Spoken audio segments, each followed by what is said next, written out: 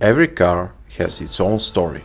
It begins on an assembly line, travels through tens of thousands of miles, and lives through countless moments. But no matter what, sooner or later, its journey comes to an end, in the scrapyard. And when that moment approaches, we are faced with a choice: move on to the next car, or try to bring it back to life. This is how Project Alexa began. When I first started this project, it was certain it would be short and simple. One car, a few minor fixes, a little rust, a few bolts, a quick repair, and done. But the very first teardown revealed a harsh truth. This car was in far worse condition than I could ever imagine. And then I had to decide, would I give up or dive all the way in? I chose the second option. I started by removing the fuel tank and the differential. Layers of rust and dirt told the story of a car forgotten by time. The next battle, removing the rear subframe. My loyal weapons, wire brushes, grinders and hand tools. For a whole month, every single day, it was just me and the rust. After 30 days of struggle, the chassis finally began to show signs of life. Even the bent rocker panels are now straightened, a small step toward restoration. But sometimes, even when something looks solid, just 5 minutes of cleaning reveals the truth. The rear crash bar, rusty and full of sand. Clearly, it had to come out as well. And just when you think everything is going according to plan, a stud breaks.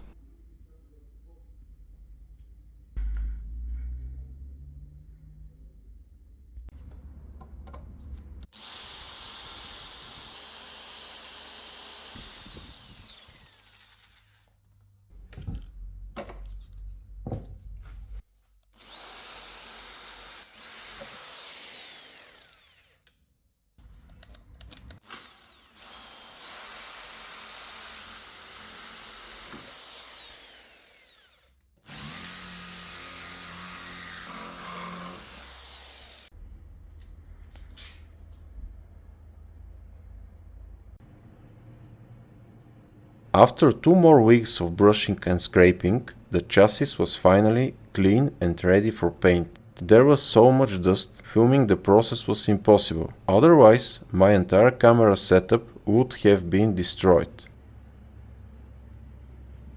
Unfortunately, I faced a very strange problem. I had finally cleaned the entire car from rust using Scotch-Brite, removed all the dust and grease with the solvent, and as a final step, wiped it down with silicone remover. The next day, I was supposed to start work at 10 AM. The plan was simple: paint the car, finish early and head home for some well-deserved rest. But what I saw shocked me. Almost every prepared surface was once covered with a thin layer of rust. In less than 12 hours? How was that even possible?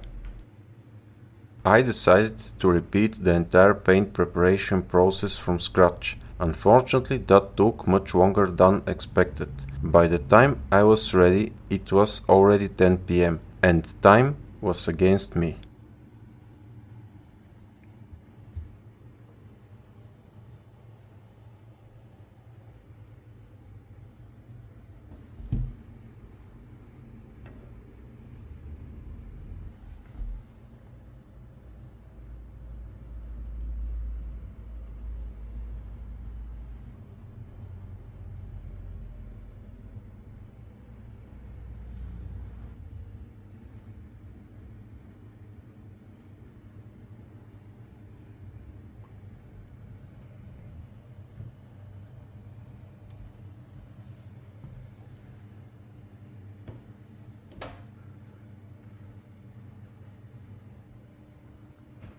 The brake lines were prepared for their new life.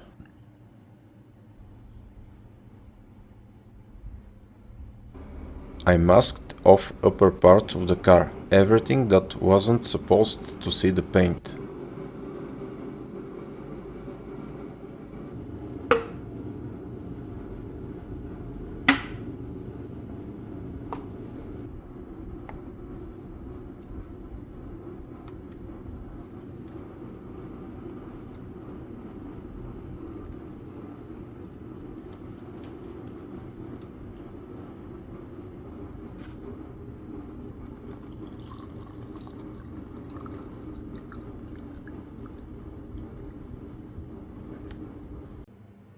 First, 2 coats of epoxy primer, starting with the wheel wells, the floor and the inner rocker panels.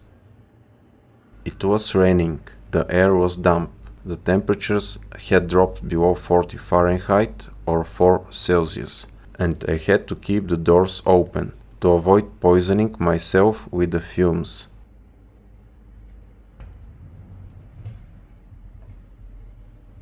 Then, a layer of acrylic paint for extra durability, matching the color of the original primer.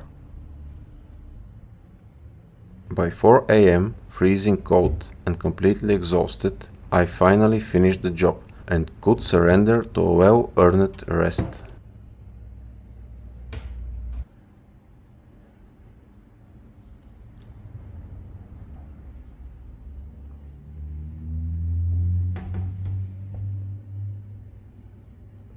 After that, I lifted the car, risking my life, to move the jack points, so I could clean the remaining crust from the outer rocker panels. They were finished in white.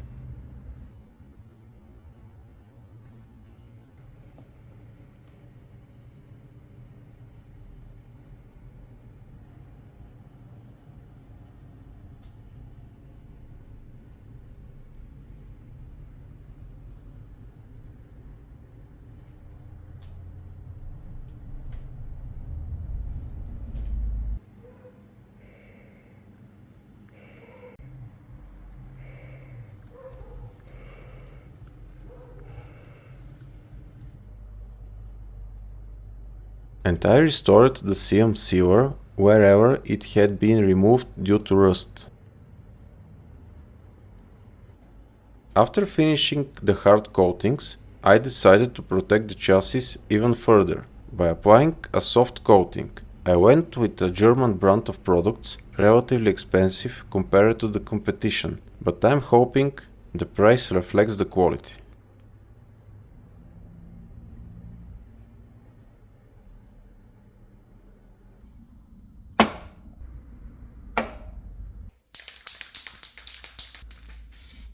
The final touch, a coat of earthen wax, a protection that will extend the life of the chassis for years to come.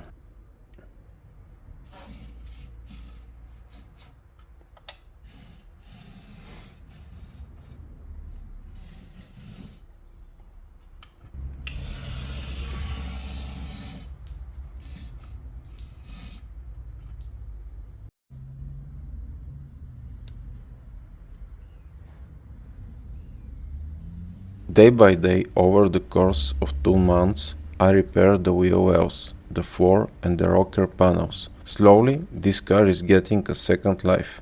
And here it is, the finished result, or at least that's what I thought. The next step is removing the front arch liners, to see what is hiding behind them. What do you think I'll find there? Something minor or the beginning of an even bigger restoration?